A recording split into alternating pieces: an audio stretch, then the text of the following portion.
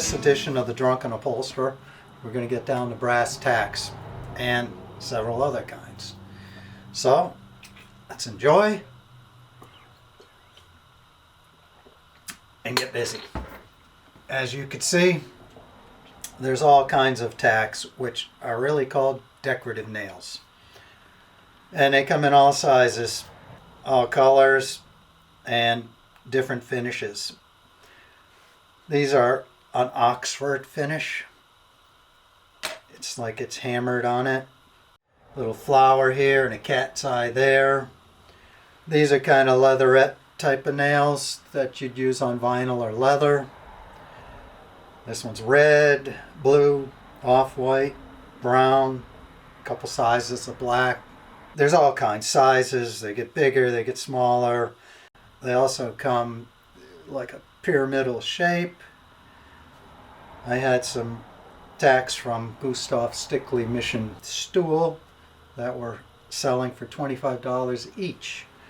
So they can get expensive, but they're all over the place online, and you can get just about anything you like on decorative nails there. Then you have this strip, which is kind of cool. It comes on a roll, and so you can make it as long as you want. Saves a lot on nailing. Every fifth one you put in a real decorative nail, and it works out good. It's quick. It's not as classy as, individual ones, but it works good and it looks decent. You also have a nice little cheat sheet here to mark your place where you're going to nail that deco nail in. Put it on your piece of furniture, and with a pen, a pencil, or one of those professional markers, just mark it whichever one you want. It could be, oops. It could be every one. It could be every other one. It just depends on the look that you're going for at that point. It's handy. Most of the time I just do it by eye because I'm such a professional. I can do that. Well, you can do it too. It's not that big a deal. Now when you're putting the decorative nail in, as you can see, they have nice surfaces on them, and you don't want to scratch them. So this isn't the tack hammer you're going to use. This tack hammer is for the regular carpet tack. What you want is a nylon faced hammer. Now this hammer goes for about $30, but if you already have a tack hammer, you could buy that nylon tip for like $3, which I did years ago. Duct tape. It's been lasting me, I'll bet, 15 years. Though I don't use it as often as I did when I was didn't have this one. So you can use the decorative nails in conjunction with like Gimp. If you put this over where you've nailed or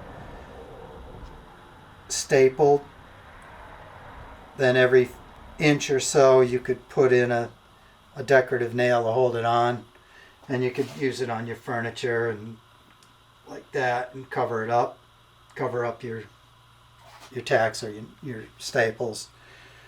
Another way of doing it is, and this you'd probably use predominantly with a vinyl or a leather. I make my own strip, cut it about 1.5 inches, fold it, and then stitch it. Of course you'd use a coordinating thread, but so you could see it, I use this one.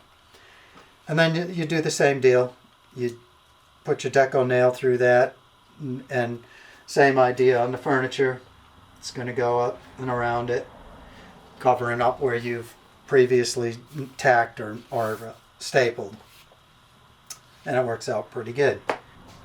You can also use decorative nails on double cording here, which you could see maybe that it's covering all those tacks up there. And you could also use them just as decorative tacks that they're kind of designed for. You don't even need them to hold the fabric. Here you're holding fabric, here you're not. You're just putting them in there to give a look, a finished look. And so, you can use either way. And there's, like I said earlier, plenty of tacks to fit every color occasion. See a lot of these silver ones on the 50s and 60s kitchen chairs. Some modern furniture, Danish modern, things like that. They're kind of cool. So, hope this helps. Hope you enjoyed it. If you did, give us a thumbs up. Subscribe to us. Don't forget to buy some beer, but don't hurt yourself when you tack. Okay? Have a great day.